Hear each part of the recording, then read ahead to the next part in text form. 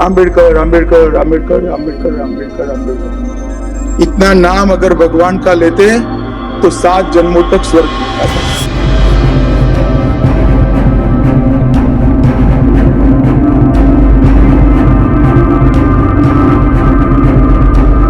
अंबेडकर अंबेडकर अंबेडकर अंबेडकर अंबेडकर अंबेडकर अंबेडकर अंबेडकर अंबेडकर। ये सीधे सीधे अंबेडकर की आलोचना है। अंबेडकर जी ना होगा मजाक होगा इस देश के अंदर।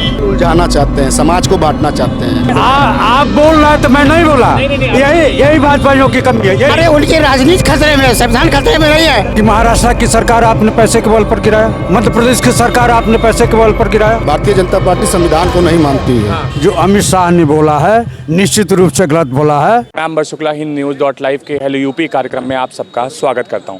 आज बात कर रहे हैं आज हम भीमराव बाबा अंबेडकर की। आखिर कल अमित शाह की टिप्पणी के बाद सियासत में गर्मा गर्मी शुरू हो गई। आखिर क्यों पूरा का पूरा विपक्ष बाबा भीमराव अंबेडकर पर बात करने लगा, चलिए हम लोगों जानते क्या कहना चाहेंगे। हम तो इतने कहेंगे कि बाबा साहब को सब मानते हैं, लेकिन बाबा साहब की कोई नहीं मानता है। अगर बाबा साहब की कोई मानता होता तो वर्तमान में या तो राज्यसभा होता या MLC होता। राहुल गांधी आज जब नीली टी शर्ट पहन करके संसद के अंदर एंट्री कर रहे थे तो धक्का मुक्की में भाजपा के सांसद जो हैं वो चोटिल हो गए, गिर गए और वो ICU में एडमिट हैं। ये ऐसे आरोप भाजपा द्वारा लगाए जा रहे हैं कि धक्का मुक्की की गई है राहुल गांधी द्वारा। क्या कहना चाहेंगे इस पर? तो कोई राहुल गांधी का आज का तरीका थोड़ी है, वो तो धक्का मुक्की करके ही सरकार बनाना चाहते हैं। और उनके जो समर्थक भी हैं, समाजवादी पार्टी के लोग जिनके साथ अभी वो चुनाव लड़े, सबने देखा है कि किस प्रकार अखिलेश यादव ने भरे मंच से अपने ही चाचा शिवपाल को कैसे धकेया के मंच से निकाला था। तो उनका स्वभाव है और वो अपने स्वभाव के अनुसार जीते हैं। अखिलेश यादव की अगर आपने बात करी तो आज ही अखिलेश यादव का भी बयान आया है एक कि जितने भी ये SC ST है, ये सिर्फ भाजपा जो है इनकी राजनीति कर रही है, इन पर काम नहीं कर रही है और इनको जो है मानती ही नहीं है अपना। भाजपा जब राजनीति करने के लिए आई तो उसने कहा कि हमारे लिए राजनीति सत्ता एवं शासन का विषय नहीं है, व्यवस्था परिवर्तन हमारे लिए राजनीति का माध्यम मात्र है। और जब हम चुनाव लड़ने के लिए आए तो हमने कहा गांव गरीब किसान, झुग्गी झोपड़ी के इंसान, बेरोजगार नौजवान, दलित पिछड़े का उत्थान और महिलाओं का सम्मान हमारे लिए आराध्य होगा। पूरे प्रदेश में गरीबी खत्म हो गई है। गरीबी खत्म हो गई है। कह रहे हैं कि गांव-गांव बिजली भी आने लगी है और गांव-गांव दिक्कतें भी खत्म होनी है, पानी भी पहुंच गया है। ऐसी क्या मजबूरी है कि बिजली प्राइवेट करना जा रहे हैं? और क्या 14 से पहले आप अडानी को कोई भारत में जानता था? आखिर क्यों बिजली का निजीकरण हो रहा है बताइए? बिजली का आखिर निजीकरण क्यों? नहीं आप इस पे बात करिए। अभी इन्होंने ये पूछा है कि अडानी की बात पे आज, अरे नहीं अभी पहले ये बात बताइए कि दलित को एयरपोर्ट क्यों नहीं मिला, किसी OBC को एयरपोर्ट क्यों नहीं मिला? केवल अडानी ही ले सकता है, दलित को भी दीजिए। आप दलित की बात कर रहे हैं ना, आप गरीबी की बात कर रहे हैं ना। मैं आपसे पूछना चाहता हूं कि किसी दलित को बिजली के निजीकरण की बात हुई है, आप बस इस पे इतना बताइए कि बिजली का निजीकरण आखिर भाजपा क्यों कर रही है? आप अस्पतालों का निजीकरण चाहते हैं, प्राइवेट अस्पताल में जाना चाहते हैं, स्कूलों का आप निजीकरण करना चाहते हैं। अगर बिजली का हो रहा है, व्यवस्थाएं ठीक हो रही है तो उसमें दिक्कत क्या आ रही है? संविधान निश्चित रूप से खतरे में है। क्यों खतरे में? क्यों क्या ऐसा क्या हो गया कि आप लोग मानने लगे कि संविधान खतरे में है? इसलिए कि महाराष्ट्र की सरकार आपने पैसे के बल पर गिराया, मध्य प्रदेश की सरकार आपने पैसे के बल पर गिराया, कर्नाटका की सरकार को आप गिराना चाहते थे, तो इसीलिए संविधान खतरे में है। इसीलिए इधर अरे भाई आप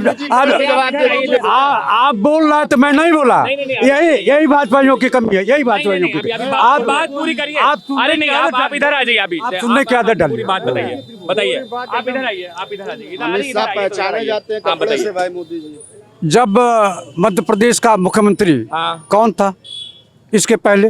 इससे पहले हाँ मध्य प्रदेश का कमलनाथ जी। उनकी सरकार को किसने गिराया? इन्होंने कहा पूर्ण बहुमत की सरकार है। चलिए हम इस पे बात ही नहीं कर रहे हैं, हम बात कर रहे हैं कि संविधान खतरे में। बाबा भीमराव पर बात हो रही है, बाबा भीमराव पर जो है चर्चाएं चल रही है, सियासत गर्मा गई है। आखिर क्यों इतना बड़ा आरोप लग रहा है विपक्ष द्वारा भाजपा पर? संविधान को नहीं मानने वाले ही हैं। भारतीय जनता पार्टी संविधान को नहीं मानती है। आखिर में आप संविधान के पति होते, आपने 10 साल में कितनी नौकरियां दी हैं, आरक्षण ख़त्म कर दिए हैं, ओबीसी दलितों का हक छीना जा रहा है। आप बता नहीं पा रहे हैं कितने नौकरी हमने दिया, विकास कहीं नहीं आप बता पाओगे, कितने सड़क बनवाए हैं, क्या बात करते हैं। एक भी एक्सप्रेस, आगरा एक्सप्रेस जो अखिलेश यादव जी ने जिस तरह बनवाया है, पूरे उत्तर प्रदेश में उसका कोई एक्सप्रेस नहीं है। लैपटॉप बच्चों को, हर बच्चों को मिला है, इंटर पास 20,000 कन्या विद्याधन मिला है। आज आप क्या क्या दे रहे हो। जिनके पास है वोट बैंक खिसक गया है, उन्हीं को संविधान खतरे में नजर आ रहा है। बाकी संविधान जहाँ है वहाँ आज भी स्थिर है, कहीं कुछ नहीं है। अच्छा ये बताइए, भाजपा ऐसा आरोप लगा रही है राहुल गांधी पर कि राहुल गांधी संसद के अंदर जा रहे थे, धक्का मुक्की में 2 सांसद चोटिल हो गए हैं, आईसीयू में एडमिट है, ये टी शर्ट पहन के गए हैं, कह रहे हैं संविधान खतरे में है। प्रियंका गांधी साड़ी पहन के अरे उनकी राजनीति खतरे में है, संविधान खतरे में नहीं है। बाबा भीमराव अंबेडकर के बारे में जो अमित शाह ने बोला है, निश्चित रूप से गलत बोला है। ये देश यही बोला है कि आप लोग बार बार अंबेडकर अंबेडकर अंबेडकर अम्बेडकर अम्बेडकर अम्बेडकर अम्बेडकर अम्बेडकर अम्बेडकर। इतना नाम अगर भगवान का लेते तो 7 जन्मों तक स्वर्ग मिल जाता। ये सीधे सीधे अंबेडकर की आलोचना है। क्यों नहीं आलोचना? क्या कह रहे हैं? अंबेडकर जी ना हो गए, मजाक होगा इस देश के अंदर। रियल में तो ऐसा ही है, जो बिल्कुल मखौल बना लिया। मखौल का मतलब यानी मजाक बना लिया है। अगर अंबेडकर जी को लोग मानते तो उनका मखौल ना बनाते, वो एक माहौल है। वो खुद इस बाबा साहब भीमराव अंबेडकर जी इस संविधान के एक पुरोधा हैं, उनके लिए तो इतना सम्मान होना चाहिए। लेकिन चाहे वो राज्यसभा हो चाहे वो लोकसभा हो, दोनों जगह पे उस शब्द को मखौल बना कर रखा हुआ है। मैं एक बात पूछना चाहता हूँ, भारतीय जनता पार्टी के 6 स्थायी कार्यक्रम हैं। 6 अप्रैल 1980 को भारतीय जनता पार्टी बनी, तब से 6 कार्यक्रम कर रही है। पहला कार्यक्रम है 6 अप्रैल को भारतीय जनता पार्टी का स्थापना दिवस। दूसरा कार्यक्रम है 14 अप्रैल को डॉक्टर भीमराव रामजी अंबेडकर की जयंती, जिसे भारतीय जनता पार्टी सामाजिक समरसता दिवस के रूप में मनाती है। 6 कार्यक्रम है, पंडित दीनदयाल जी की जयंती भी है, श्यामा प्रसाद मुखर्जी का बलिदान दिवस है।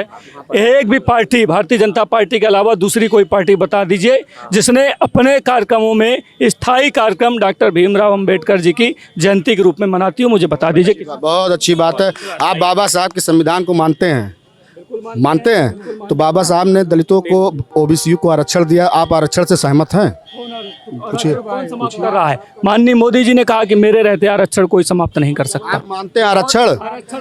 बाबा साहब ने बिल्कुल है, बिल्कुल बाबा साहब ने कहा था आरक्षण सबको मिलना चाहिए।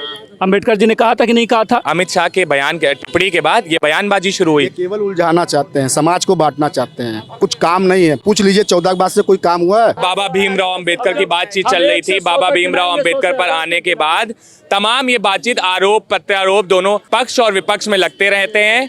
पर जिस तरीके से बयान अमित शाह की टिप्पणी की बात किया गया, तमाम आपने जनता की बात सुन ली होगी और उनको जान लिया होगा कि आखिर ये कहना क्या चाह रहे हैं अपनी बात पे।